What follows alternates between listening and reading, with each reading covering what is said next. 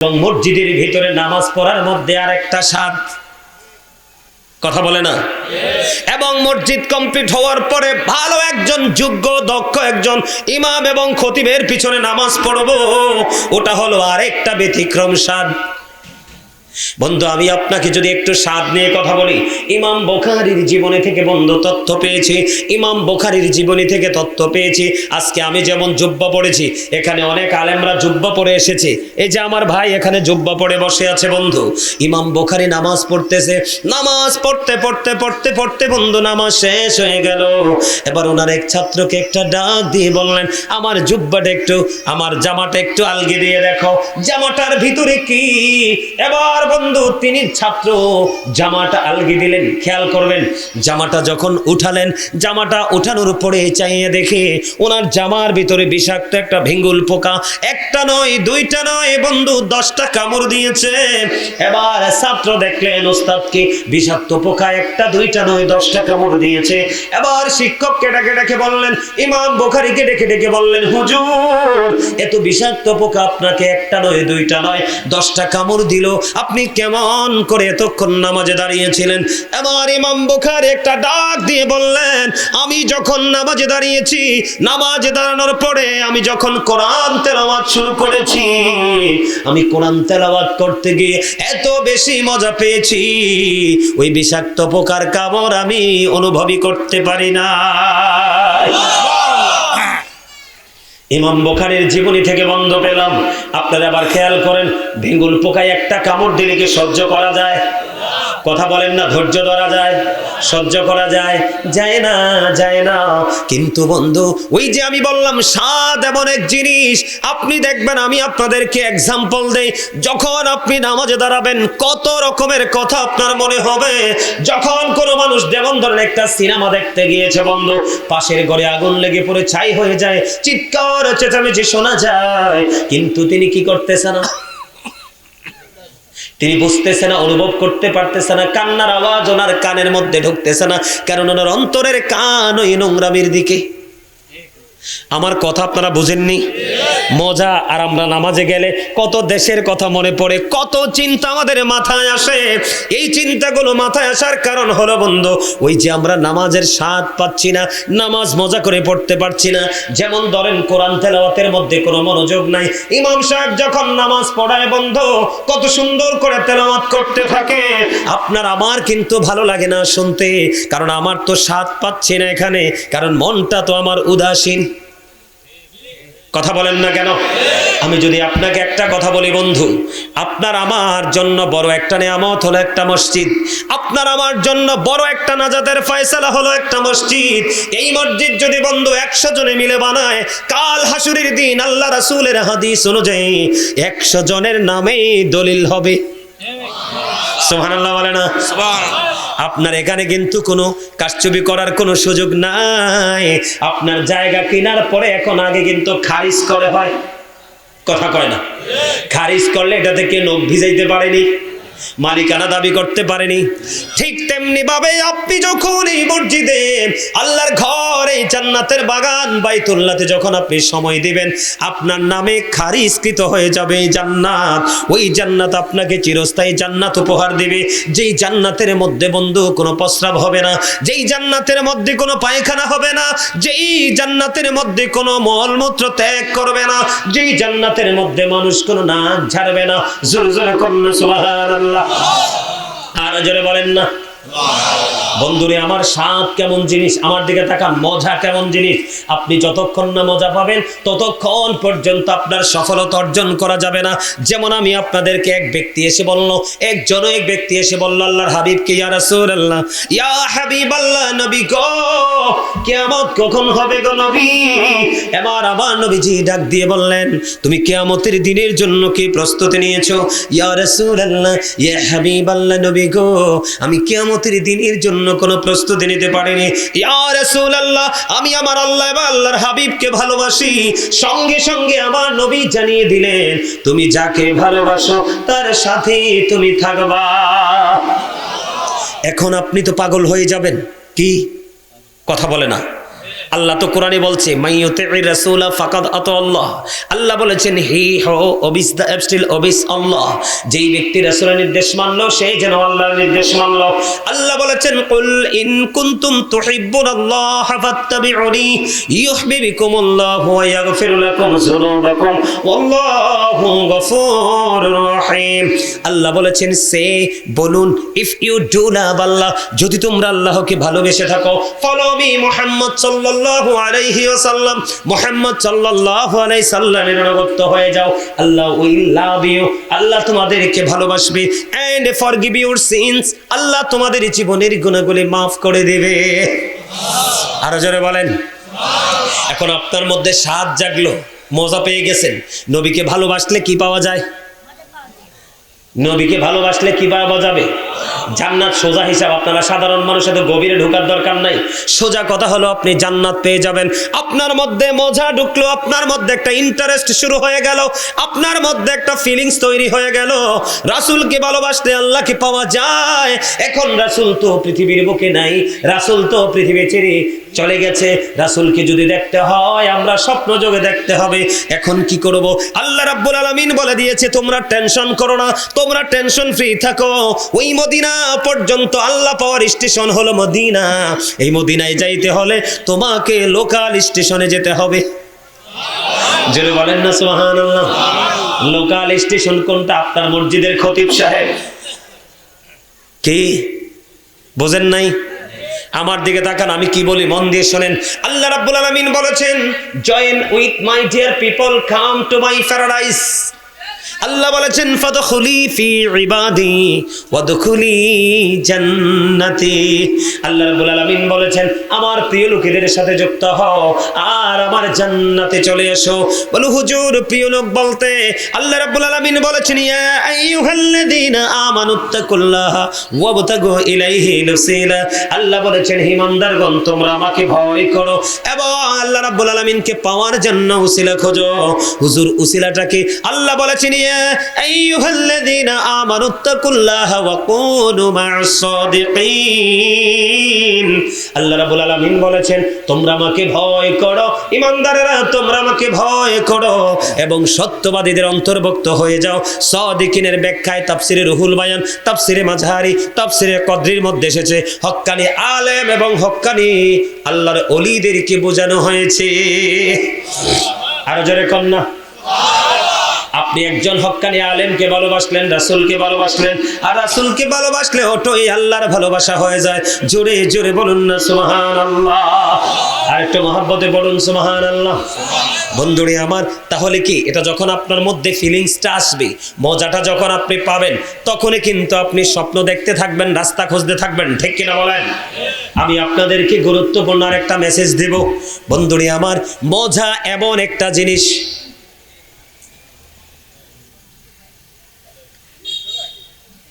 স্বাদ এমন একটা জিনিস, মজা এমন একটা জিনিস।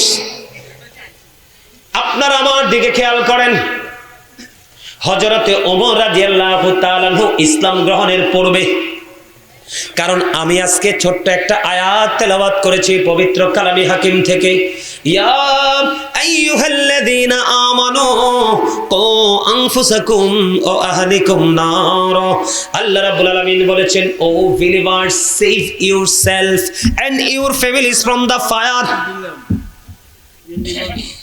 আল্লাহ রাব্বুল আলামিন ঈমানদারদেরকে ডেকে বলেছে মুমিন তুমি জাহান্নাম থেকে বাঁচো এবং তোমার পরিবারকেও জাহান্নাম থেকে বাঁচাও। আপনি যদি জান্নাতের স্বাদ বুঝতে পারেন, জান্নাতের যদি মজা বুঝতে পারেন, আর জাহান্নামের ভয়াবহতা যদি জানতে পারেন, তাহলে আপনি বাঁচা এবং আপনার ফ্যামিলিকে বাঁচানোর স্বাদ জন্ম হবে। কথা বলে না?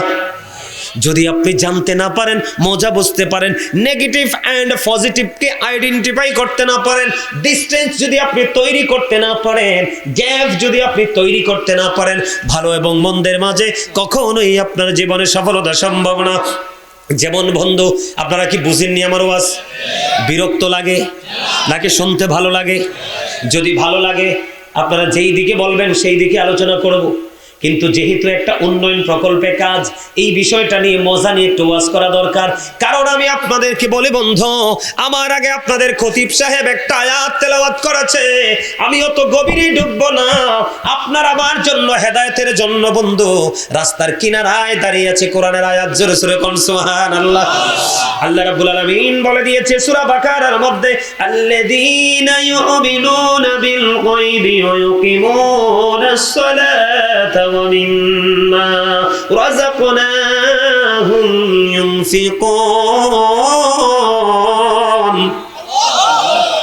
মজা হইছে না? স্বাদ হইছে না? কি স্বাদ হইছে?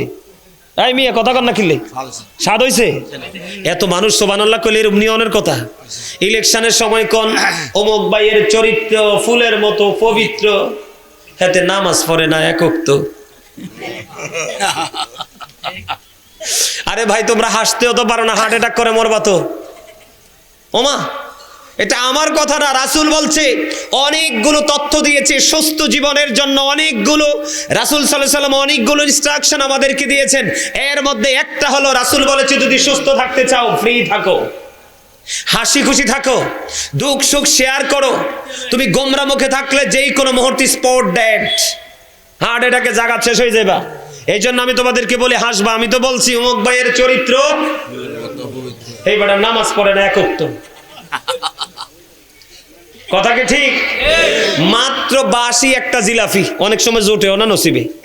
কথা কয় না কেন? কারণ জায়গার যেমন RSBS CS আছে, আছে না? আরে আছে কি না? জায়গার যেমন RSBS CS আছে, ঠিক তেমনিও নেতার কিন্তু RSBS CS ম্যান আছে। এটা হচ্ছে পেপার, এটা হচ্ছে ব্যান মানুষ। এখন নাচার সময় কিন্তু যেটা থার্ড ক্লাস এটা বেশি নাচে, কিন্তু বিরানির সময় RSBS CS পর্যন্ত সীমাবদ্ধ। কিন্তু নাচা দর কম নাচেন না, ঠিক কিনা বলেন? এখানে নেচে যান, ওই নাচায় আপনার ভাগ কেউ নিতে পারবে। এক্সাম্পল দিলাম আর একটু মজা করার জন্য, আপনাদের মানসিকতাটাকে একটু অ্যাক্টিভ করার জন্য। আমার কেউ হাসক বা না হাসক, আমার এই চাচা একটা হাসি দিছে, তাও মুস্কি হাসি। রাসূলের যে সুন্নাহ মোতাবেক হাসা, এই হাসিটা আমার চাচাই দিছে, সুন্দর লাগছে। আলহামদুলিল্লাহ বলেন। আরে আরো জোরে আলহামদুলিল্লাহ। আমি না আপনাদেরকে বললাম চা, কফি, বিস্কিট, চানাচুর, বিরিয়ানি, দুধ ভাত, মাছ ভাত, গোস্ত ভাত সবই খাবার। এখানেও যা বলবেন তাই জিকির। এগুলো জান্নাতের মেহমানদের জন্য স্পেশাল খাবার। আরো জোরে সুবহানাল্লাহ। আরে আরো জোরে সুবহানাল্লাহ। আরো জোরে সুবহানাল্লাহ। বারবার জোরে বলতে বলি কেন জানেন? আওয়াজ যত উঁচু হবে শয়তান তত দূরে যাবে, আর শয়তান তত দূরে যাবে আপনি আমলের মজা তত বেশি পাবেন। যায় না কেউ কিন্তু মাটি কাটায় মজা পায়, কথা কয় না। আর একজন বৃক্ষরোপণে মজা পায়, আর একজন আছে নিশিরাইতে চুরি করে আনতে মজা পায়, কথা কয় না কেন? মজার কিন্তু কিছু কি আছে, ক্লাস আছে, আছে কিনা? আমি আপনাদেরকে বলি, আমার দিকে তাকান। আল্লাহ রাব্বুল আলামিন জবান দিছে, আসার সময় গাড়ি নিয়ে ঢুকা যায় না, দোকানে এত মানুষ, কিন্তু সেই তুলনায় মাহফিল ফাঁকা। যারা আজকে দোকানে দাঁড়িয়ে মাহফিলকে ফাঁকা করলো, দোকান ভরা মাহফিল ফাঁকা। আমি বলবো এটাই হলো একজন মুসলমানের জন্য সবচেয়ে বড় ধোঁকা। কি? আরে ভাই কিছু সময়ের জন্য আসতে পারেন না? কবরে যেতে হবে না? যাবেন? যাবেন? আল্লাহ কয় ইন্নাল্লাহা সারিউল হিসাব, আল্লাহ is quick to take account. আল্লাহ বলেছেন ইন্না বাতুশা রাব্বিকা লাশাদীদ। আল্লাহ বলেছেন দ্য সিজিং অফ আল্লাহ ইজ ডিফিকাল্ট। আল্লাহ ধরবে খুব শক্তভাবে, হিসাবও নিবে। যাবেন কোথায়? লা ইয়ামুতু, people will not die that day. সেদিন মানুষ মরতে পারবে না। আল্লাহ বলেছেন ফিহা ওয়ালা ইয়াহইয়া, people will not be able to live that day. সেদিন মানুষ বাঁচতেও পারবে না। আল্লাহ বলেছেন ওমা হুম আনহা বিগাইবিন, people will not be able to escape that day. সেদিন মানুষ সেখান থেকে পালাতেও পারবে না। যাবেন কোথায়? ওই যে মাঝখান দিয়ে একটা আয়াত তেলাওয়াত করছিলাম, মনে আসেনি?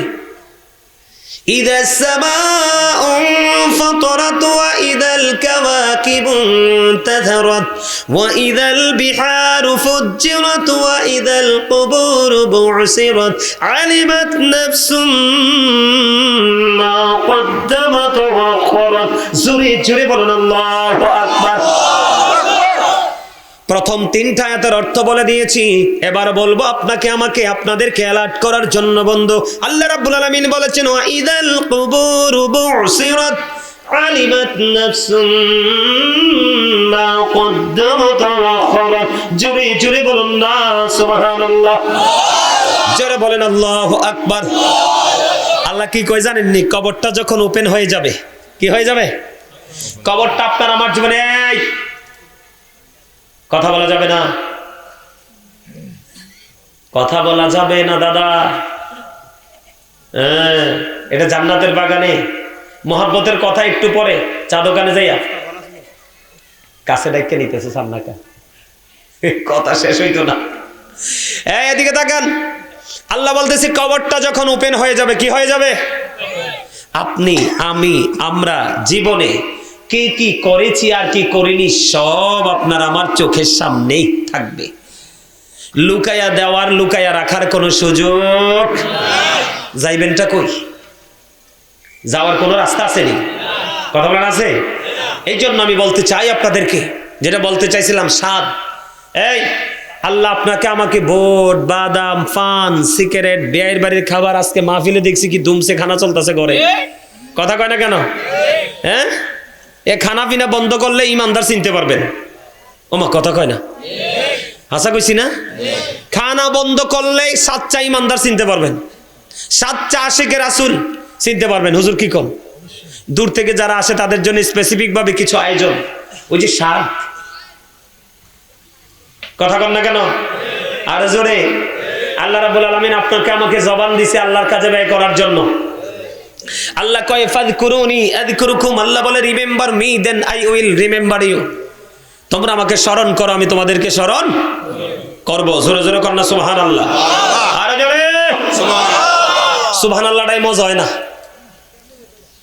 সুবহানাল্লাহ আলহামদুলিল্লাহ লা ইলাহা ইল্লাল্লাহ, সুবহানাল্লাহ আলহামদুলিল্লাহ লা ইলাহা ইল্লাল্লাহ, লা ইলাহা ইল্লাল্লাহ, লা ইলাহা ইল্লাল্লাহ।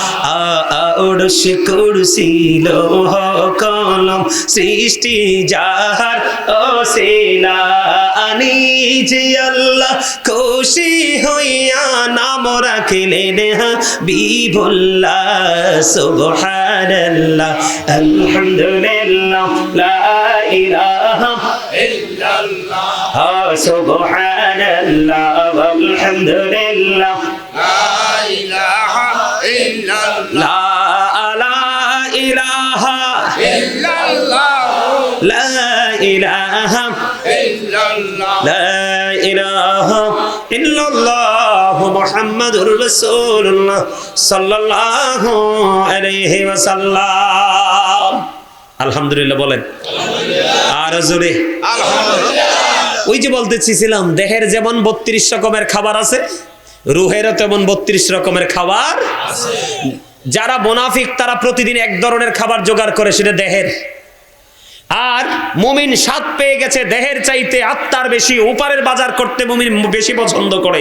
এই জন্য 32 রকমের খাবার রুহেরও আছে। দুরূদ, জিকির, নামাজ, রোজা, হজ, যাকাত, দান, সাদকা, প্রেম, ভালোবাসা যদি আল্লাহর সন্তোষের জন্য হয়, সবগুলো আত্মার খোরাক। এগুলোর জন্য আপনি বেনিফিশিয়ারি হবেন ওই ফিউচারে গিয়ে, কবরের পরের জীবন। জোরে কোন সুবহানাল্লাহ। এই জন্য আমি সিদ্ধান্ত নিয়ে এসেছি আজকে স্বাদ বুঝাবো আপনাদেরকে, মজা কি। বন্ধুরে আমার, সারা দিন বন্ধু জিকির করলেও কেউ জিকির করে না।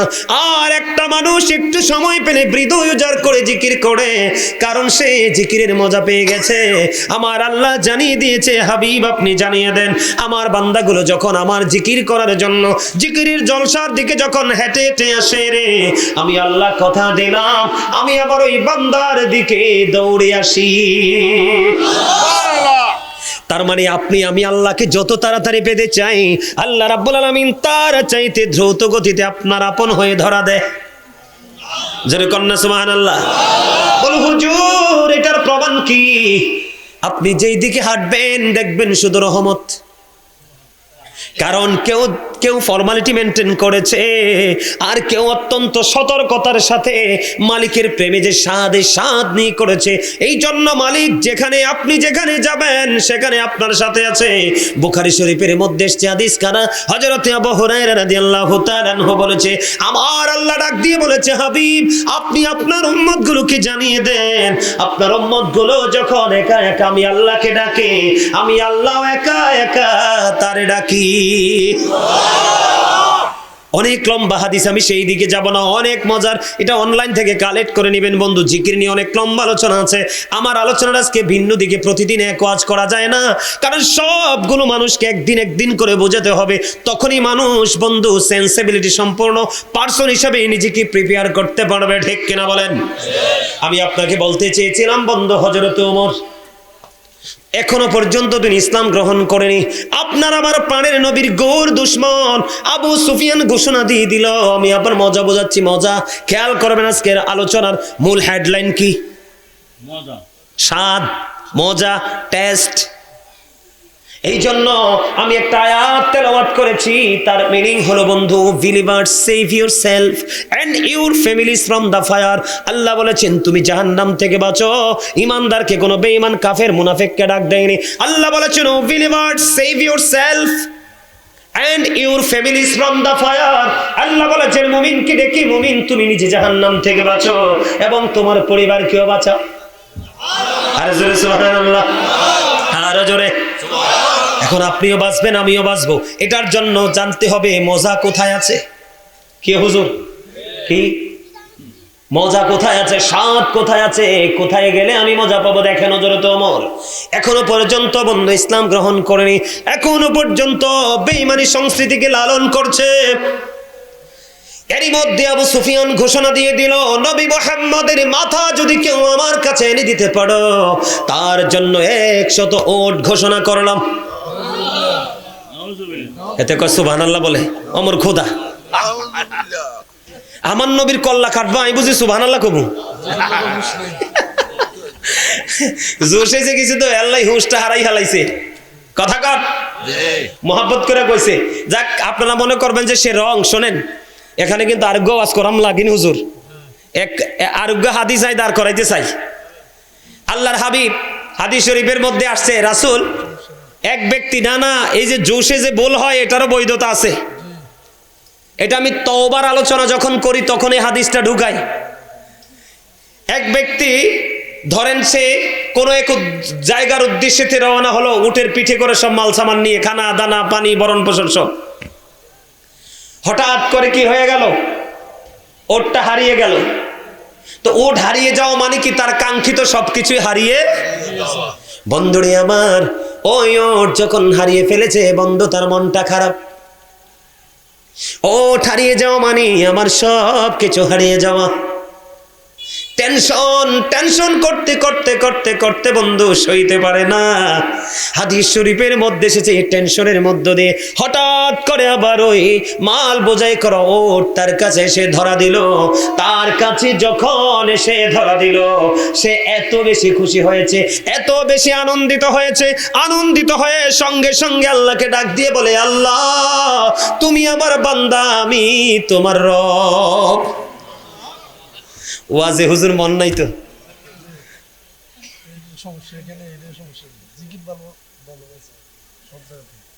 যদি আপনারা ওয়াজটা যদি বুঝতেন, মনোযোগটা যদি থাকতো, আপনাদের সুবহানাল্লাহ অথবা হাসি এত উঁচু হতো যেটা কল্পনা করা যেত না। আপনি বুঝতে পারছেন আমি কি বলছি?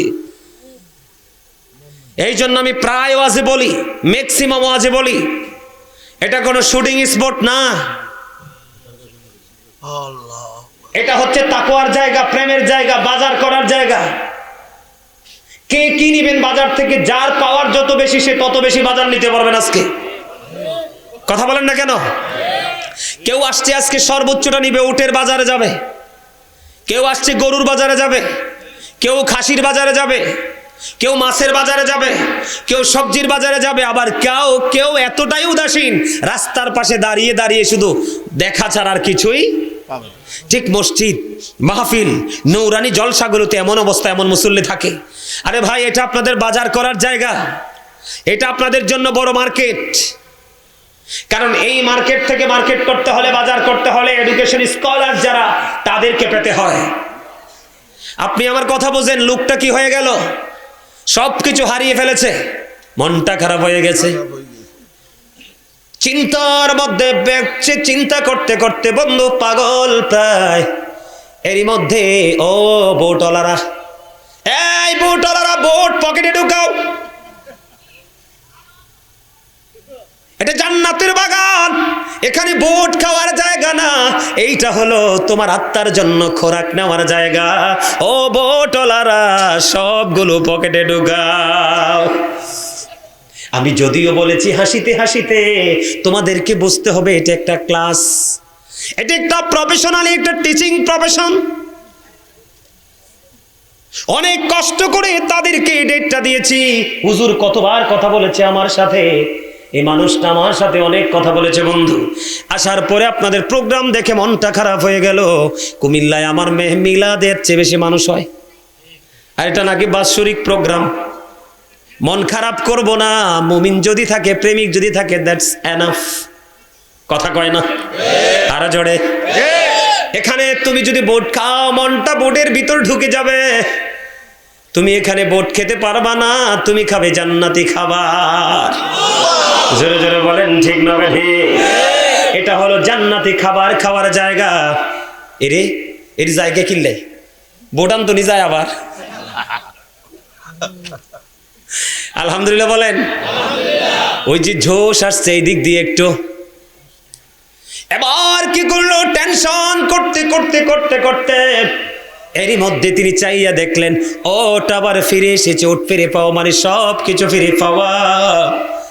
তিনি ওটটা দেখে এত বেশি খুশি হলেন, হারিয়ে যাওয়া সম্পদ ফিরে পেয়ে এত বেশি খুশি হলেন, সঙ্গে সঙ্গে আল্লাহকে একটা ডাক দিয়ে বললেন, আল্লাহ তুমি আমার বান্দা আর আমি হইলাম তোমার রব।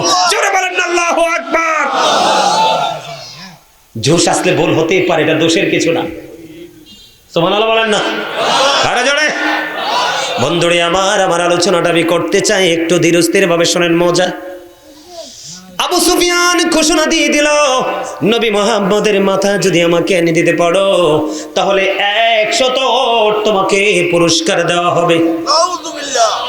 কেউ সাহস করে না, কারণ আবু তালেব তো আছে, আমির হামজা আছে, হযরতে আব্বাস রাদিয়াল্লাহু তাআলা আনহু আছে রে, হযরতে আলী আছে রে। কে কার এত বড় সাহস, কার এত বড় দূরদর্শিতা, এতগুলো মজওয়ান, এত বড় বীর থাকতে কেমন করে নবী মুহাম্মদের দেহ থেকে মাথা আলাদা করে নিয়ে আসবো? কেউ রাজি হয় না। হঠাৎ করে বন্ধু হযরতে ওমর তরবারি হাতে নিয়ে দাঁড়িয়ে গেলেন, আমি নবী মুহাম্মদের মাথা আমি নিয়ে আসবো। জোরে জোরে কন্যা নাউজুবিল্লাহ। হযরত ওমর বীরত্বের সাথে এই কথাটা বললেন, উন্মুক্ত তরবারি নিয়ে আমার আপনার প্রাণের নবীর মাথা মোবারক দেহ থেকে আলাদা করে দিবে। বন্ধু যাওয়ার মধ্যে যাওয়ার কিছু দূর হাঁটলেন, হাঁটতে হাঁটতে হাঁটতে হাঁটতে বন্ধু জোহরা গোত্রের একজন লোকের সাথে দেখা হলো। তার নাম হলো যায়েদ ইবনে ওয়াক্কাস। এবার কি করলেন, তার সাথে যখন দেখা হলো, দেখা হওয়ার পরে এবার প্রশ্ন করলো, ও ওমর তুমি কোন দিকে, কোথায় যাও? কয় 100 ওটের ঘোষণা করা হয়েছে, নবী মুহাম্মদের মাথা যদি আজকে আলাদা করতে পারি 100 ওট আমি কি করব? পুরস্কার গ্রহণ করব। কেউ রাজি হয় না। আমি যাচ্ছি। কয় এই জন্য যাচ্ছ? কয় আমির হামজার কথা মনে আসেনি। সুবহানাল্লাহ বলেন না কেন? এই ওমর, নবী মুহাম্মদের মাথা তুমি আলাদা করবা, আমির হামজার কথা তোমার মনে আসেনি, আলীর কথা মনে আসেনি। এবার হযরত ওমর তখন বন্ধু ইসলাম গ্রহণ করে নাই। এবার বন্ধু হযরত ওমর একটা ডাক দিয়ে বলল, তোমার কথার ধরনে মনে হয় তুমি ইসলাম গ্রহণ করেছো, নবী মুহাম্মদের ধর্ম গ্রহণ করেছো। আমি মুহাম্মদের আগে তোমার কল্লাটা ফেলে দিব। এবার ওই যায়েদ ইবনে ওয়াক্কাস একটা ডাক দিয়ে বললেন, তুমি আমাকে কতল করার আগে আগে তোমার ঘর সামলাও। জোরে কন্না আল্লাহু আকবার। তুমি আমাকে কতল করো পড়ে, আমাকে হত্যা করো পড়ে, আমাকে নিঃস্ব করে দাও পড়ে, পৃথিবী থেকে বিদায় করে দিও পড়ে, আমাকে বিদায় করার আগে তুমি তোমার ঘর আগে সামলাও। কি হয়েছে, তুমি আমাকে কি বলতে চাও? তোমার ভগ্নিপতি নবী মুহাম্মদের ধর্ম গ্রহণ করেছে। জোরে জোরে কন্যা সুবহানাল্লাহ।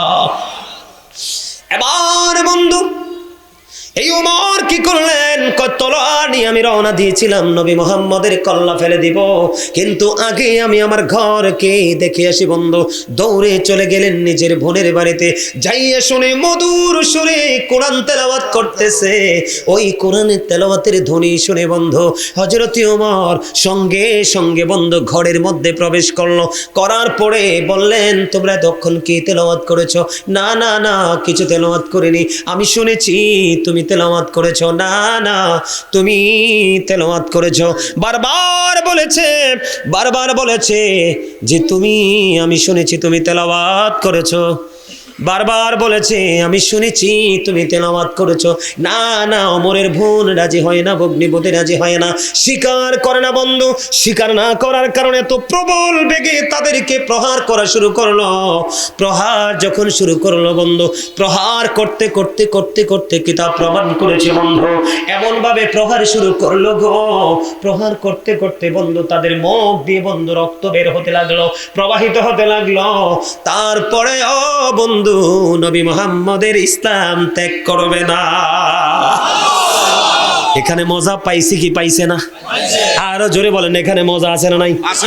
এবার বোন এবং ভগ্নিপতি একটা ডাক দিয়ে বলল, ভাইজান তুমি যদি মারতে যদি দেহ থেকে প্রাণ পাখি বের হয়ে যায়, তুমি যদি টুকরো টুকরো করে ফেলো, ক্ষত বিক্ষত করে ফেলো, আমার এই দেহ যদি অঙ্গ প্রত্যঙ্গ এক একটাকে যদি এক একটা জায়গায় ফেলে দাও, সব কিছু আলাদা করে দাও, আমি কোনোদিনও এই ধর্মের প্রেম আমি ছাড়তে পারবো না। জীবন দিয়ে দিব হাসি মুখে, জীবন কি কুরবানি করে দিব হাসি মুখে গো, তারপরেও প্রাণের নবীর ধর্মকে ত্যাগ করব না। হাজার চেষ্টা করলেন, অনেক প্রহার করলেন, ক্ষত বিক্ষত করে দিল দেহটা। বন্ধু আজকে আসার সময় একটু দেখে এসেছি ঘটনাটা। বন্ধু তাদের মুখ দিয়ে প্রবল বেগে রক্ত বের হচ্ছে রে, তারপরেও নবীর ধর্ম ত্যাগ করবে না, ইসলাম প্রিয় ধর্ম বিরোধা ছেড়ে দিবে না। এমন করতে করতে করতে করতে ওমর হাজার চেষ্টা করেও ভগ্নিপতিকে বোনকে কোনোভাবে বন্ধু রাজি করতে পারে না। সর্বশেষে ওমরের কলিজায়, ওমরের হৃদয়ে আল্লাহ রাব্বুল আলামিন নবী মুহাম্মদ এবং তার ধর্মের প্রতি প্রেম ঢুকাই দিল। জোরে কন্যা সুবহানাল্লাহ। এবার হযরত ওমর যেই তরবারে নিয়েছিলেন উঁচু করে তাক করে রেখেছে, আপনার আমার প্রাণের নবীর দেহ থেকে কল্লাটা ফেলে দিবে, কিন্তু সেই কল্লাটা, সেই তলোয়ারটা আস্তে করে করে নবীর কদম তলে রাখার চিন্তা ওমরের মনের মধ্যে ধীরে ধীরে ঢুকতেছে। আবার ওমরের মধ্যে বন্ধু কি হয়ে গেল, বোনকে একটা ডাক দিয়ে বলল, বোন আমি আসার আগে তোমার ঘরে প্রবেশ করার আগে যে মধুর সুর শুনেছি, মধুর বাণী শুনেছি রে, কেন জানি মনের অজান্তে এটা আমাকে হৃদয়টাকে ধীরে ধীরে ধীরে ধীরে আমার হৃদয়টাকে, আমার মানসিকতাটাকে দুর্বল করে ফেলতেছে। আমার হৃদয় রাজ্যে না জানি কি অজানা প্রেমের উদয় হয়েছে। আমি তোমাকে বলি, তুমি একটু আমাকে একটু কি পড়েছিলে, কি আবৃত্তি করেছিলে, কি রিসাইট করেছিলে, তুমি একটু আমাকে শোনাও। এবার বন্ধু বোন আবার পুনরায় ওই ভাইকে, যেই ভাই এতক্ষণ প্রহার করেছে, যখন বলল তুমি আবার শোনাও, এবার আবার বন্ধু কোরআন তেলাওয়াত শুরু করে দিলেন। জোরে জোরে কন্যা সুবহানাল্লাহ। যখন কি করলেন, কোরআনের ধ্বনি তিনি দ্বিতীয়বার শুনলেন, একেবারে বন্ধু দুর্বল হয়ে গেল, ওমর পাগল হয়ে গেল। যেই তরবারি একটু আগে আমি হাতে নিয়েছিলাম, ওই আল্লাহর প্রিয় হাবিবুল্লাহর দেহ থেকে মাথাটা আলাদা করব, আর এখন থেকেই তলোয়ার নবী মুহাম্মদের দিকে যে চোখ তুলে তাকাবে, তার গর্দান ফেলার জন্য প্রস্তুত করলাম। বোনের ঘর থেকে বের হয়ে গেল, পাগল হয়ে গেল। হযরত ওমর দৌড়ে চলে গেল বন্ধু।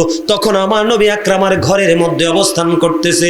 আরো সাহাবায়ে কেরাম এখানে উপস্থিত ছিলেন, দ্বীন সম্পর্কে বন্ধু তথ্য দিতেছিলেন।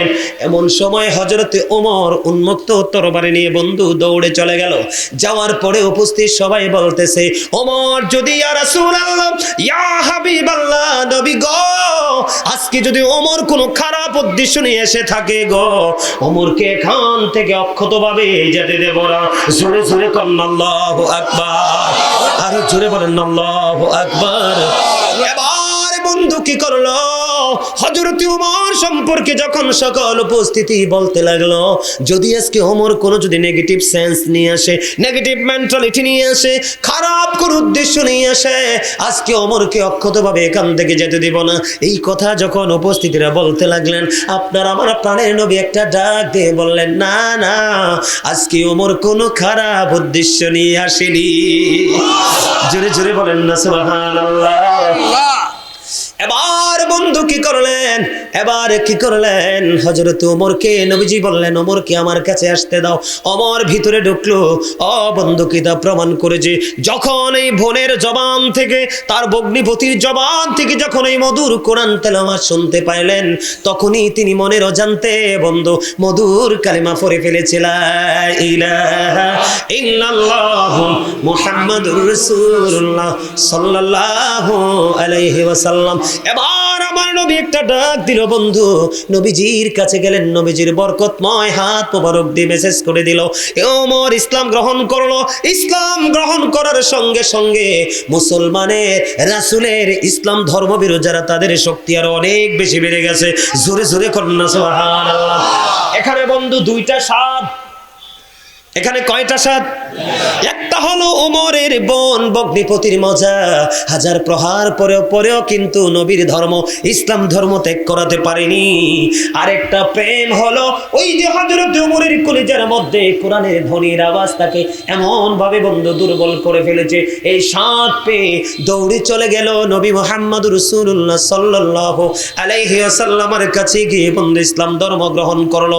আর এই ওমর আমার নবীকে পাওয়ার জন্য আবু বকরের সাথে পর্যন্ত বন্ধু কম্পিটিশন করেছে। স্বাদ আমি আপনাদেরকে বুঝাইতেছি বন্ধু, জোরে জোরে বলেন না সুবহানাল্লাহ। বন্ধুরে আমার, যুদ্ধের ময়দানে যুদ্ধ শুরু হওয়ার আগে হযরতে ওমর আমার নবীজি বললেন, তোমরা কিছু অর্থ দান করো। কি করো? অর্থ দান করো। এবার হযরতে ওমর দেখেন প্রেম স্বাদ কেমন পেয়েছে ইসলামের প্রতি, রাসূলের প্রতি। ওমর এবার ডেকে ডেকে বললেন, আমার জীবনে কোনো মুহূর্তে আমি আবু বকরকে হারাতে পারিনি। আমার কাছে আজকে ভালো মাল আছে রে, আমার কাছে দৌলত আছে, আমি দৌলত গুলো ব্যয় করে দিব। রাসূল যেহেতু বলেছে যুদ্ধের কাজে ব্যয় করবে। বন্ধুরে আমার, ওই ওমরের মধ্যে কম্পিটিশন হলো, আবু বকরকে হারাবো। জীবনে কোনো দিন আমি আবু বকরকে হারাতে পারিনি। এবার কি করলো, ধীরে ধীরে ধীরে ধীরে ওমরের যে দৌলত ছিল সবগুলো নিয়ে রাসূলের কাছে চলে আসলো। আমার নবীজি ওমরকে একটা ডাক দিয়ে বললেন, রে ওমর, তোমার কাছে যে সম্পত্তি আছে তুমি কি পরিমাণ এনেছো? ইয়া রাসূলুল্লাহ, ইয়া হাবিবাল্লাহ, আমি আমার যা ছিল অর্ধেক নিয়ে এসেছি। ফ্যামিলি পরিবারের জন্য কি রেখে এসেছো? ইয়া রাসূলুল্লাহ, ফ্যামিলি পরিবারের জন্য আমি অর্ধেক রেখে এসেছি। এবার আবু বকর এগিয়ে আসলেন। আবু বকরকে নবীজি প্রশ্ন করলেন, ইয়া রাসূলুল্লাহ, ইয়া হাবিবাল্লাহ, নবী গো, প্রশ্ন করার পরে তুমি আবু বকর তুমি কি করেছো? এবার আবু বকর একটা ডাক দিয়ে বললেন, ইয়া রাসূলুল্লাহ, আমার কাছে যা ছিল আমি সব নিয়ে এসেছি। তোমার ফ্যামিলি পরিবারের জন্য কি রেখেছো? এবার আবু বকর একটা ডাক দিয়ে বললেন, ইয়া রাসূলুল্লাহ, ইয়া হাবিবাল্লাহ, নবী গো, আমি আমার ফ্যামিলি পরিবারের জন্য আল্লাহ এবং আল্লাহর হাবিবকে রেখে এসেছি। আরো জোরে বলেন না সুবহানাল্লাহ। বন্ধুরে আমার, ওমরের মধ্যে এত বেশি প্রেম ছিল, এত বেশি ভালোবাসা ছিল। একদিন আপনার আমার প্রাণের নবী বিচার করলেন, একজন হলো মুনাফিক নাম মার্কা মুসলমান, আর একজন হলো বেঈমান। দুজনের বিচার যখন করলেন আপনার আমার প্রাণের নবী, ওই বেঈমান বন্ধু মেনে নিয়েছে, কিন্তু মুনাফিক মার্কা মুসলমান মেনে নিতে পারেনি। তারপরে বললেন, ওই মুনাফিক মার্কা মুসলমান বললেন, এই মদিনায় আরেকজন আছে বিচারক, আমরা তার কাছে যাব। কয় সেটাকে? কয় ওমর। ওমরের কাছে দুজন মিলে গেলেন। যাওয়ার পরে ওই বেঈমান একটা ডাক দিয়ে বলল, ওমর, তোমাদের নবী মুহাম্মদ ফয়সালা দেওয়ার পরেও কি আর কারো ফয়সালা দেওয়ার সুযোগ থাকে? এবার ওমর একটা ডাক দিয়ে বললেন, আমার নবী কি ফয়সালা দিয়েছে? কয়, হ, তোমার নবী ফয়সালা দিয়েছে রে ওমর, আমার দিকে ফয়সালাটা এসেছে। এবার ডাকটা দিতে দেরি, ওমর বলল, তোমরা একটু ওয়েটিং থাকো, তোমরা একটু বসো, আমি একটু আসি। ভিতরে গেলেন, উন্মুক্ত তরবারি নিয়ে আসলেন। তরবারি নিয়ে এসে বন্ধু বেঈমানের কল্লা ফালাই নাই, সঙ্গে সঙ্গে ওই নবীর দুশমন মুনাফিক মার্কা মুসলমানের কল্লাটা সঙ্গে সঙ্গে দেহ থেকে নামিয়ে দিয়েছেন। এমন সাথ, এমন প্রেম তার রাসূলের প্রতি ছিল রে, সে একটা ডাক দিয়ে বলল, আমার নবী রায় দিয়েছে, তুমি রায় মানতে পারো না, তোমার এই পৃথিবীতে বেঁচে থাকার কোনো অধিকার নাই, এই পৃথিবীতে বেঁচে থাকার কোনো অধিকার তোমার নাই, আমি ওমর তোমাকে বাঁচতে দিব না। সঙ্গে সঙ্গে বন্ধু ওই দেহ থেকে কল্লাটা নামাইয়ে দিল। আর ওই বেঈমান ওই ইসলামের প্রেম, ইসলামের স্বাদ, ইসলামের মজা বুঝলো। ওই বেঈমান ডেকে ডেকে বলে, নবী মুহাম্মদের কাছে গেলাম, ওখানেও ফয়সালা, যদিও মুসলমানের পক্ষের নবী। কথা বুঝে নেবেন। বেঈমান মনে মনে চিন্তা করে মুসলমানের পক্ষের নবী, কিন্তু তিনি ফয়সালা দিয়েছেন কার পক্ষে? একটা বেঈমানের পক্ষে। আবার ওমরের কাছে আসলাম, ওমরের কাছে আসার পরেও দেখলাম যে রায়টা আমার দিকে চলে আসলো। এতে বোঝা যায় ইসলামে তো মজা, ইসলামে তো স্বাদ। আমি আর আমার ধর্ম ছাড়া আমার ধর্মে থাকবো না, আমি আমার ধর্মটা ত্যাগ করে ফেললাম। সঙ্গে সঙ্গে বন্ধু ইসলাম ধর্ম গ্রহণ করে ফেলেছি। আমি আপনাদেরকে বুঝাইতে চাই স্বাদ কি জিনিস, প্রেম কি জিনিস, মজা কি জিনিস। আপনি যতক্ষণ মজা না বুঝবেন ততক্ষণ কোনো কাজে আপনি নিজেকে অ্যাক্টিভ করতে পারবেন না। আল্লাহর হাবিব সরকারে মদিনা তিনি বলে দিয়েছে, ও বন্ধু হযরত ওমর কোরআন তেলাওয়াত শুনে, কোরআনের মধুর ধ্বনি শুনে, ওই বন্ধু মধুর বাণী শুনে নবীর কাছে চলে গেলেন। নবীর কাছে গিয়ে বন্ধু আরো স্বাদ, আরো মজা পাইলেন। এখন আপনার আমার কোরআন তেলাওয়াত করার দরকার আছে না নাই? জিকির করার দরকার আছে না নাই? আল্লাহর হাবিব বলেছেন, কোন মুমিন যখন একজন মুমিন হওয়ার পরে সে পাশাপাশি কোরআন, নবীজি জানিয়ে দিয়েছে হাদিস শরীফের মধ্যে, ওই মুমিনটা হলো কমলা লেবুর মতো। আপনি ইমানদার, আপনি মুমিন, আপনি কোরআন তেলাওয়াত করছেন, আপনি কোরআন তেলাওয়াত করছেন বন্ধু, আপনি কি? আপনি কিন্তু ইমানদার 100%, কিন্তু পাশাপাশি ইমানদার হওয়ার পরে আপনি কোরআন তেলাওয়াত করতেছেন। আল্লাহর হাবিব বলেছেন, ওই মানুষটা কমলা লেবুর মতো, এটার মধ্যে স্বাদও আছে, ঘ্রাণও আছে, ঈমানও আছে, আমলও আছে। এই কোরআনের প্রেমে পড়ে, রাসূল প্রেমে পড়ে মজা পেয়ে ওমর মুসলিম ধর্ম গ্রহণ করলো। বন্ধু একজন মুমিন কিন্তু কোরআন তেলাওয়াত করে না, সে ইমানদার কিন্তু কোরআন তেলাওয়াত করে না। ও বন্ধু, ওই ব্যক্তিটা হলো খেজুরের মতো। হাদিস শরীফের মধ্যে এসেছে, খেজুরের স্বাদ আছে কিন্তু ঘ্রাণ নাই। কথা বলেন না কেন? আমি মুনাফিকের দিকে আর যাব না। তাহলে কি করতে হবে? হযরত ওমর যেমনি প্রেম লাগাইয়া স্বাদ পেয়ে মজা পেয়ে বন্ধু ইসলাম ধর্ম গ্রহণ করে ফেলেছে, আপনার আমার জীবনে গুনার কোনো শেষ নাই। কথা বলেন না কেন? আপনার আমার জীবনে অপরাধের কোনো শেষ আসেনি? আপনার আমার জীবনে অপরাধের কোনো শেষ নাই বন্ধু। আপনি আমাকে প্রশ্ন করেন, বলে হুজুর আমার জীবনে এত বেশি অন্যায় করেছি, এত বেশি অপরাধ করেছি, এখন আমি কি করব? আমাকে একটা রাস্তা দেখাইয়ে দেন। আপনি যদি মনে করেন অপরাধী, আপনি যদি নিজেকে মনে করেন অপরাধী, তাহলে মনে করব আপনার কলিজার মধ্যে আল্লাহ নবীর প্রেম ঢুকেছে। আপনি প্রেম ঢোকার পরে আপনি শান্তি পেয়েছেন, কারণ আমি আমার এই চক্ষু দুইটি আল্লাহর দরবারে দিয়ে আল্লাহকে দেখতে পারবো না, দাঁড়াতে পারবো না। আমার অপরাধ থেকে মুক্তি পেতে হবে। আল্লাহ রাসূল বলেছেন, বেশি বেশি করে কোরআন তেলাওয়াত করো। কি করো? বেশি বেশি করে কোরআন তেলাওয়াত করো, সহজেই তোমার গুনাহগুলো ধীরে ধীরে মুছতে থাকবে বন্ধু। এবং কোরআন তোমাকে সুপারিশ করবে, কোরআন তোমাকে জান্নাত পর্যন্ত পৌঁছে দেবে। তুমি যদি তোমার সন্তানকে, একটা সন্তানকে যদি কোরআনে হাফেজ বানাতে পারো, কাল হাসরের ময়দানে তোমার মা বাবাকে এমন এক নূরের মুকুট পরিয়ে দেওয়া হবে যেটা সূর্যের কিরণের চাইতে আরো গ্লেজি হবে। জুড়ে জুড়ে বলুন না সুবহানাল্লাহ। বন্ধুরে আমার, কোরআন এমন একটা জিনিস, একজন আছে খুব ভালো করে তেলাওয়াত করতে পারে, ওই ব্যক্তির চাইতে একজন আছে ঠেকায় ঠেকায় পড়ে। আছে না নাই? ধাক্কা খেয়ে খেয়ে পড়ে, কষ্ট করে করে পড়ে, তারপরেও কোরআন তেলাওয়াত ছাড়ে না। আমার নবীজি বলছে তার জন্য ডাবল সওয়াব। কারণ সে পড়তে পারে না, তারপরেও চেষ্টা চালিয়ে যাচ্ছে, পড়ে যাচ্ছে। আপনি কোরআন তেলাওয়াত করবেন, আপনি একজন কোরআন তেলাওয়াত করতেছে আর একজন পারে না, ধৈর্য ধরে বসে বসে শুনতেছে। যিনি তেলাওয়াত করতেছেন ওনার চাইতে ডাবল সওয়াব দেওয়া হবে যিনি ধৈর্য ধরে কোরআন তেলাওয়াত শুনে। জোরে জোরে বলুন না সুবহানাল্লাহ। আমি আপনাদেরকে বুঝাইতে চাই, স্বাদ আগে বুঝতে হবে। কি বুঝতে হবে? আপনার ওই যে আমি আয়াতটা তেলাওয়াত করেছিলাম আপনাদের সামনে, মনে আসেনি? আল্লাযীনা ইউমিনুনা বিল গায়বি ওয়া ইউকিমুনাস সালাতা ওয়া মিম্মা রাযাকনাহুম ইউনফিকুন। আল্লাহ রাব্বুল আলামিন বন্ধু বলে দিয়েছে, আল্লাহ রাব্বুল আলামিন জানিয়ে দিয়েছে, সাবধানী ওরাই, মুমিন ওরাই, আল্লাহর প্রিয় বান্দা ওরাই হতে পারবে বন্ধু যারা অদৃশ্যে বিশ্বাস করে এবং সালাত কায়েম করে। সবচেয়ে বড় মজার জায়গা হলো অমিম্মা রাযাকনাহুম ইউনফিকুন। আল্লাহ রাব্বুল আলামিন বলে দিয়েছে, আল্লাহ যে আপনাকে আমাকে দৌলত দিয়েছে, মাল দিয়েছে, সম্পদ দিয়েছে, তা থেকে দান করে। সাবধানী কারা? ওরা যারা গায়েবের কে বিশ্বাস করে এবং সালাত। আল্লাহ বলেছেন আমি যে সম্পদ দিয়েছি তা থেকে দান। এখন আপনারা কি দান করেন না? নাকি করেন না? করবেন না? এ মসজিদের জন্য করবেন নি? ওমা জিটা তো এক কোনা দিয়ে আইছে, আরেক কোনা দিয়ে এনো। ইনশাআল্লাহ করব। কে কে করবেন হাত তোলেন। ডরাইতেছে। আমি কি কমো যে আপনার বিবির কানের ধুল বেচা দেন? আমি কি বলবো যে আপনার ঘরে যেই মূল্যবান সোনা আছে বা সম্পদ আছে ওটা বিক্রি করে দেন? আমি কি সেটা বলবো? তা হাত তুলতে ভয় কিসের? এই আজকে জান্নাতের বাগানের চারপাশে রহমতের ফেরেশতারা ঘেরাও করে ফেলেছে। আমার দিকে তাকান, আমি কি বলি শোনেন। বুখারী শরীফের মধ্যে আসছে একটা হাদিস, অত্যন্ত চমৎকার। আপনারা তখনই বুঝবেন যে আসলে আমাদের জীবনে কম বেশি দান করার দরকার আছে না নাই।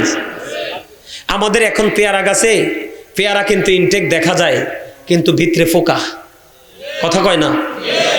গাছে দেখবেন ইনটেক বড়ুই কত সুন্দর পেকে আছে, কিন্তু বড়ুর মধ্যে কি পাকাইয়া মন মতো করে খাওয়ার। গত বছর দেখছি আমার বাবা কাঁঠাল কিনে আনছে বাজার থেকে, কাঁঠালের কোষের মধ্যেও পোকা আছে না নাই? সব জিনিস এখন, আগে আমরা বাংলা কলা, চাম্পা কলা গাছ থেকে পাইরা খাইছি, এখন আপনারা দেখছেন কিনা জানেন, আমি পাইছি কলার মধ্যেও দেখা যায় যে পোকা কি করে। আপনারা পাইছেন কিনা জানি না। আপনারা দেখবেন কলার মধ্যে কি আছে? পোকা আছে। এটার কারণ কি জানেন? গত বছর দেখছেননি অগ্রহণ মাসে ধান কাইটা মানুষ ঘরে উঠাবে, এই সময় দেখছেননি বৃষ্টি এসে সব। কয়দিন আগেও তো বৃষ্টি হয়েছে, এই সময় কি বৃষ্টি হওয়ার কথা? আপনারা মুরব্বী চাচারা বলেন, এই গত কয়দিন আগে যে বৃষ্টিটা হয়েছে ওই সময় কি বৃষ্টি হওয়ার কথা? এই সময় চর অঞ্চলে মাঠে আপনার শাক সবজিতে ভরপুর থাকে। গরুও তো এই সময় কপি খায় নাই। আমি ছোট থাকতে দেখছি গরুও কপি খায় নাই, আর এখন আমরা মানুষই খাইতে পাই না। কেন? জমিনের ফসল নষ্ট হয়ে যাচ্ছে। হচ্ছে কি হচ্ছে না? এই জন্য আমাদের সবকিছু কি হয়ে যাচ্ছে, আর আমাদের কাছে খাবার পর্যন্ত থাকলেও আমরা খেতে পারতেছি না। তার কারণ হচ্ছে একদিকে জমিনে ফসল নষ্ট হচ্ছে, আর জমিনে ফসল যদি নষ্ট না হয় আপনি আমি নিজেকে নষ্ট করে ফেলছি। যেমন ডায়াবেটিস রোগ বডিতে ঢুকে গেছে, আপনি আমি চাইলেও কিন্তু কি করতে পারি না। সামনে খাবার থাকলেও আমরা খাইতে পারি না। পারি? কথা বলে না। পারি? আমাদেরকে দেখান বন্ধ। এক পথচারী, হ্যাঁ বুখারী শরীফের মধ্যে এসছে হাদিস খানা, এক পথচারী এক বিশাল পাহাড়ের উপর দিয়ে হাঁটে। বন্ধু হাঁটতে হাঁটতে হাঁটতে হাঁটতে তিনি কোন গন্তব্যের দিকে যাচ্ছে হাদিস শরীফের মধ্যে এসেছে, আপনারা খেয়াল করবেন। হাঁটতে হাঁটতে হাঁটতে হাঁটতে সামনের দিকে যায়, হঠাৎ করে বন্ধু পথিমধ্যে গায়েব থেকে একটা আওয়াজ আসলো, অমুকের জমিনে পানি দাও।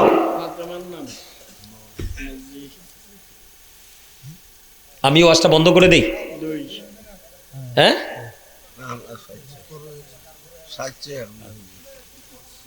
আপনার এখানে যারা বসছে ওরা দিবে তো? আমার মনে হয় আমার চেয়ে বেশি তার আপনাদের কারোরই নাই।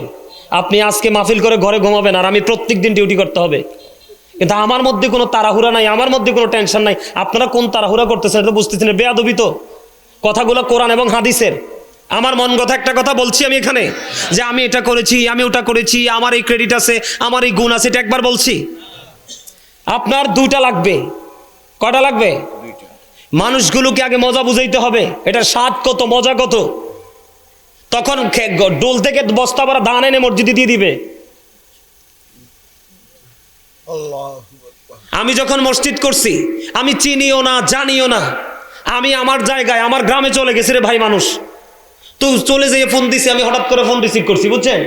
ফোন রিসিভ করার পরে বলতেছে, হুজুর আপনি একটা মসজিদ করতেছেন, আমি জানতে পেরেছি আপনার মসজিদে কিছু টাকা দিব। আপনি কোথায়? আমি তো অমুক জায়গায়।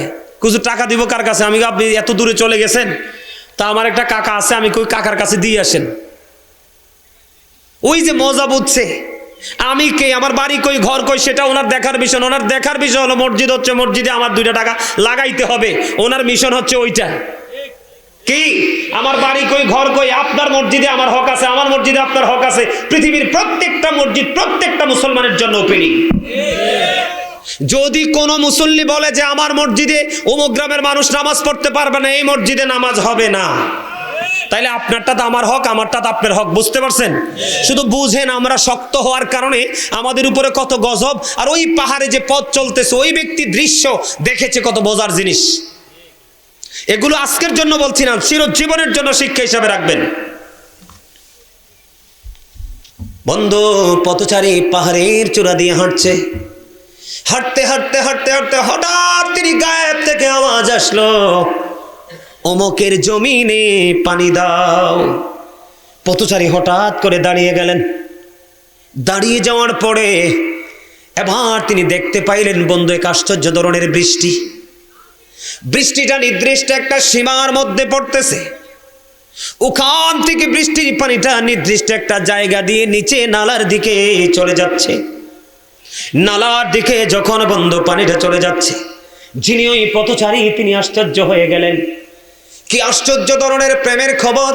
হঠাৎ করে শুনতে পেলাম গায়েব থেকে একটা আওয়াজ আসলো, অমুকের জমিনে পানি দাও। আর তৎক্ষণাৎ কালো মেঘ জমলো, বৃষ্টি শুরু হলো। আমাদের বাংলাদেশে যখন বৃষ্টি আসে, পানিটা বিভিন্ন দিকে ছড়িয়ে ছিটিয়ে যায়, কিন্তু ওই বৃষ্টির পানিটা বন্ধু সুন্দর করে একটা নালা দিয়ে নিচের দিকে চলে গেল। ওই পথচারীর কাছে প্রেমটা একটু রহস্যময় মনে হলো। উনি কি করলেন? উনি বন্ধু অন্যদিকে কোনো দিকে না গিয়ে ওই পানির নালার সাথে সাথে তিনি নিচের দিকে চলতে শুরু করলেন। চলতে চলতে চলতে চলতে নিচের দিকে যাইয়া দেখলেন ওই পানিটা একটা গর্তের মধ্যে বন্ধু জমা হচ্ছে। আর একজন ব্যক্তি তিনি কি করছে, বেলচা দিয়া পানিটা উঠাইয়া উঠাইয়া ওনার ওই জমিনের মধ্যে দিচ্ছে। এবার বন্ধু ওই পথচারী ডাক দিয়ে জিজ্ঞেস করলো, বন্ধু আমার একটা জিনিস জানার আছে। কয় বলো, কি জানবে? কয় আমার জানতে বড় মনে চায়, তোমার নামটা কি? হাদিস শরীফের মধ্যে আমি নামটা পাই না বন্ধু, এই জন্য নামটা বলতে পারিনি। ওই পথচারী যখন প্রশ্ন করলো, উনি বললেন আমার নাম অমুক। আপনার জীবনে কি এমন আমল করেছেন? আপনার জীবনে কি এমন তাকওয়া আছে? আপনার জীবনে কি এমন স্বাদ পেয়েছেন আমল করে? ওই স্বাদের কারণে আজকে আমি এটা দৃশ্যটা দেখতে পেলাম। এবার ওই ব্যক্তি যিনি পানি জমিনে উঠায়, জমিনের মধ্যে উঠাইয়া দিচ্ছে। এবার তিনি ডাক দিয়ে বললেন, আপনি যে এই জমিনের মধ্যে আমাকে পানি পানি উঠিয়ে দিতে দেখতে পাচ্ছেন, এই জমিনটার মধ্যে যখন ফসল হয়, আমার এই জমিনের মধ্যে যখন ফসল হয় রে, আমি 3 ভাগে ভাগ করি ফসলটাকে। একটা ভাগ আমি, প্রথম ভাগ আমি আল্লাহর সন্তুষ্টির জন্য খরচ করে দেই, আর দ্বিতীয় ভাগটা আমি আমার ফ্যামিলি পরিবারের জন্য জমা করে রাখি, আর তৃতীয় ভাগটা আমি আবার পুনরায় আগামী বছর বীজ বপনের জন্য রেখে দেই। এই কারণে আমার মাঠে যখন ফসলটা নষ্ট হয়ে যাচ্ছে, আমার আল্লাহ আকাশের কালো মেঘকে একটা ডাক দিয়ে দিল, বৃষ্টি মেঘ তুমি পৃথিবীতে বৃষ্টি হয়ে যাও। আমার পাগল বান্দার ফসলটা নষ্ট হয়ে যায়, কারণ তার এই ফসল থেকে একটা ভাগ আমি আল্লাহর জন্য কুরবানি করে দেয়। আর আপনি আমি আর আপনার আমার জীবনের ফসল বন্ধু হওয়ার পরেও বলি ভাই ভালো হয় নাই। সারা গ্রামের মানুষ দেখছে অমুকের খেতে এত বেশি আলু হয়েছে, ওরে প্রশ্ন করার পরে বলে বাইরে তোমরা দেখছো আসলে ভালো হয় নাই। তা আপনি বলেন এই ক্ষেতের আলু পচবে না তো কার ক্ষেতের আলু পচবে? ধান মাঠে সোনালি ধান নাচতেছে বন্ধু, আপনার কথা ছিল ওই যে বন্ধু বৃষ্টির পানিতে যদি ফসল আপনি তৈরি করেন ওই ফসলের ওসর আদায় করা। কথা বলে না কেন? বৃষ্টির পানি দিয়ে যদি আপনি বন্ধু ফসল উৎপাদন করেন ওই ফসল থেকে দান করার ওসর আদায় করার একটা সিস্টেম, আর সেচের পানি দ্বারা যদি আপনি ফসল তৈরি করেন তাহলে ওটা থেকে আল্লাহর পথে কুরবানি করার সিস্টেম আরেকটা। আপনি যদি বৃষ্টির পানি দিয়ে করেন কোনো খরচ নেই, তখন আপনি 10 ভাগের 1 ভাগ আল্লাহর জন্য কুরবানি করে দেন।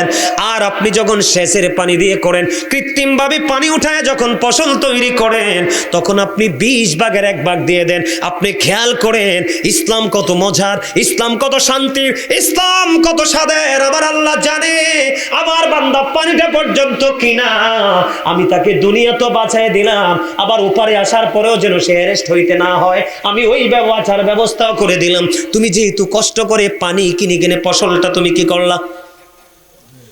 ফসলটা ফলাইলা।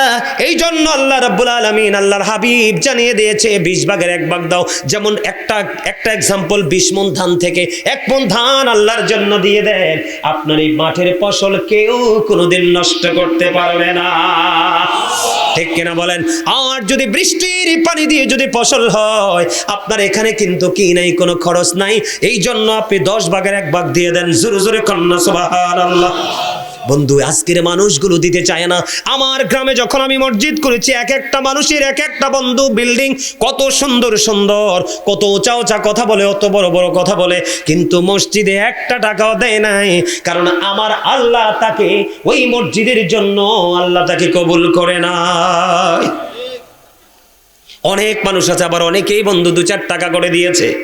আমি আপনাদেরকে বলি, আব্দুল্লাহ ইবনে মাসউদ রাদিয়াল্লাহু তাআলা আনহু থেকে হাদিস বর্ণিত, আপনার আমার প্রাণের নবী সাহাবায়ে কেরামকে প্রশ্ন করলেন, তোমাদের মধ্যে এমন কি কেউ আছো রে নিজের সম্পদের চাইতে বেশি অন্যের সম্পদ পছন্দ করো? ইয়া রাসূলুল্লাহ, ইয়া হাবিবাল্লাহ, নবী গো, আমাদের মধ্যে এমন কেউ নাই গো যে নিজের সম্পদের চাইতে ওয়ারিসের সম্পদ বেশি পছন্দ করে। এবার আমার নবীজি একটা ডাক দিয়ে বললেন, তোমরা ইন্তেকাল করার আগে আল্লাহর সন্তুষ্টির জন্য যা দান করে যাও, ওই সবগুলো হলো তোমার সম্পদ। আর যা তুমি পৃথিবীতে মৃত্যুবরণ করার পরেও রেখে যাও, এই সবগুলো হলো তোমার ওয়ারিসের সম্পদ। বুঝতে পারছেন নি কিছু? কি বুঝতে পারছেন? আপনার জীবনে যা দান করে গেলেন এগুলাই মূলত আপনার সম্পদ।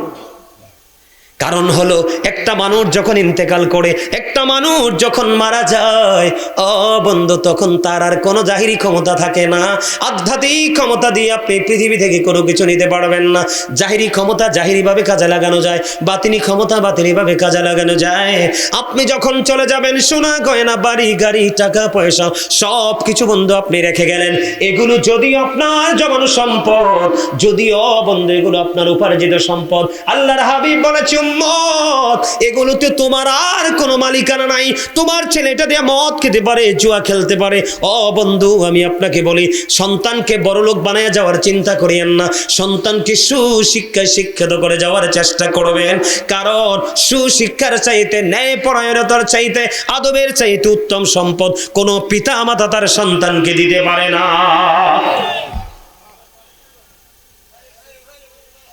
আমার কথা কি আপনারা বুঝতে পারেন? এই জন্য নবীজি বলেছে, তুমি সবগুলো রেখে গেলা, এগুলোতে আর তোমার কোনো মালিকানা থাকবে না।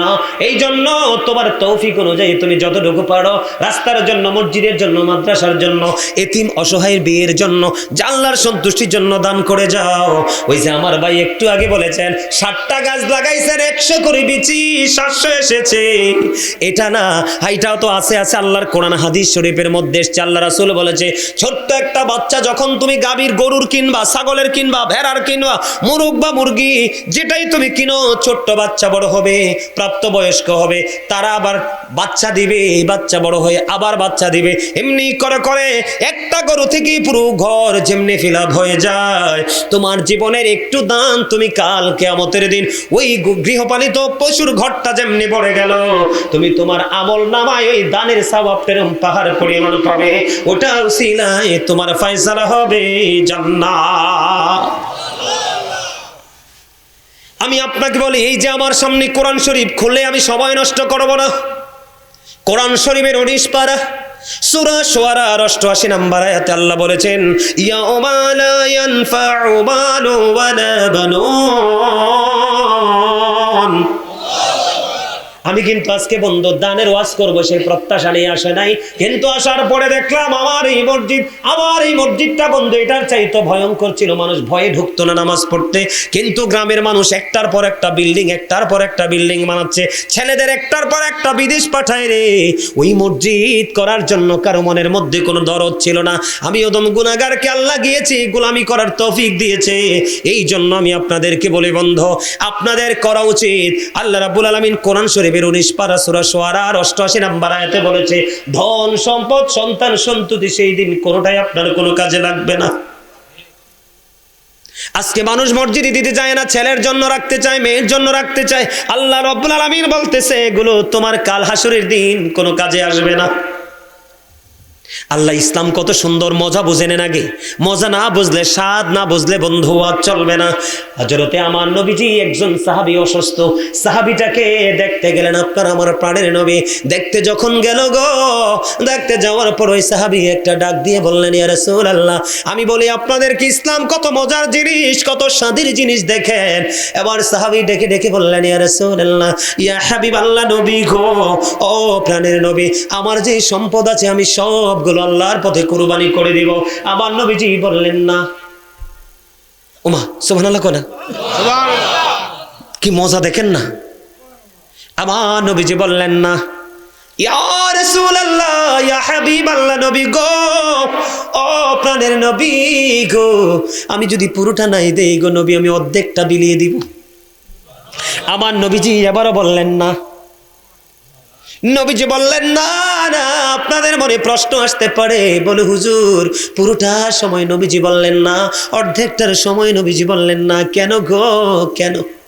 আমার নবীজিকে আবার ওই সাহাবী বললেন, ইয়া রাসূলুল্লাহ, নবী গো, তাহলে 1/3, তার মানে 3 ভাগের 1 ভাগ। আমার নবীজি বললেন, হ্যাঁ এটা দিয়ে দাও, এটা তুমি করতে পারো।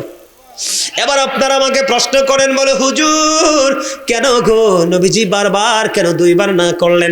1/3 ক্ষেত্রে নবীজি কেন ফয়সালা দিলেন? তার কারণ হলো নবীজি জানিয়ে দিয়েছে, তুমি সবগুলো দান করিয়া তোমার সন্তানকে তুমি ফকির বানায়া যাও না, তুমি ভিক্ষুক বানায় যাও না। তোমার ইন্তেকালের পরে যেন তোমার সন্তান কারো কাছে হাত পাততে না হয়। তুমি যদি সবটা দিয়ে দাও তোমার সন্তান মিসকিন হয়ে যাবে। তুমি যদি কিছু সম্পদ রেখে যাও তাহলে তোমার সম্পদ, তোমার সন্তান ফকির হবে। যার বন্ধু কিছু নেই সে হলো মিসকিন, যার অল্প পরিমাণ আছে তাকে বলা হয় ফকির। এই জন্য নবীজি বারবার বলেছে, না না না না, সবটাও দিও না, অর্ধেকটাও দিও না, 1/3 দাও। আমি আজকে আপনাদেরকে বন্ধু চিকুনিয়া মধ্যপাড়া পাটোয়ারি বাড়ির মানুষকে বলবো, বন্ধু আমি তোমাকে 1/3 দান করতে বলবো না। এই জান্নাতের বাগান তোমার জন্য জান্নাতের দলিল হয়ে যাবে। কাল হাসরের দিন মানুষগুলো পাগল পারা হয়ে যাবে। তোমার জন্য আল্লাহ রাব্বুল আলামিন কথা দিয়েছে, তোমার জন্য বরাদ্দ থাকবে। আল্লাহর আরশের ছায়ার নিচে 7 শ্রেণীর মানুষকে জায়গা দিবে। এর মধ্যে একজন হলো যার কলিজা, যার হৃদয় মসজিদের সাথে প্রেমের বন্ধন লাগাইছে। একটা নিয়ামত তোমার জন্য। আরেক দিক ওই জান্নাতের বাগান। আল্লাহকে বলবো, আল্লাহ তোমার এই পাগলগুলোকে আমার মধ্যে ঢুকিয়ে দাও, আমি তাদেরকে ছাড়া আমি জান্নাতে যাব না। তাহলে দান করলে লাভ না লস? আরো জোরে বলেন, লাভ না লস? আপনারা দান করতে রাজি আছেন না নাই? আরো জোরে বলেন, আছেন? করবেন না? আমি যদি একটু বলি, আল্লাহ বলেছেন তুমি যদি মুমিন হতে চাও, কি হতে চাও? তুমি যদি মুমিন হতে চাও গায়েবকে বিশ্বাস করো। তুমি যদি মুমিন হতে চাও সালাত কায়েম করো। তুমি যদি মুমিন হতে চাও আমি যে দৌলত তোমাকে দিয়েছি, ওমিম্মা রাযাকনাহুম ইউনফিকুন, তুমি যদি মুমিন হতে চাও আমি যে দৌলত দিয়েছি তা থেকে তুমি কি করো? দান করো। জোরে জোরে করুন না সুবহানাল্লাহ। আরেকটু মহব্বতে পড়ুন না সুবহানাল্লাহ। দান করতে রাজি আছেন? তাহলে সর্বপ্রথম আপনি কে আছেন? সর্বপ্রথম বলে হুজুর। আল্লাহর ঘর এই জান্নাতের বাগানের জন্য আমি দিব, তবে অনুরোধ করব সর্বোচ্চটা দেওয়ার চেষ্টা করবেন। কালাম কন্ট্রাক্টর 600 ফিট বালু দিবে। আল্লাহ আমার ভাই কালামকে তুমি কন্ট্রাক্টরকে কবুল করো, তার জীবনের গুনাহ মাফ করো, হায়াতের মধ্যে তুমি বরকত দিয়ে দাও, মনে যত আশা সব আশা তুমি পুরা করে দাও। জোরে কোন আমিন। তোমার কন্ট্রাক্টরের ওয়াইফ গতকাল ইন্তেকাল করেছে।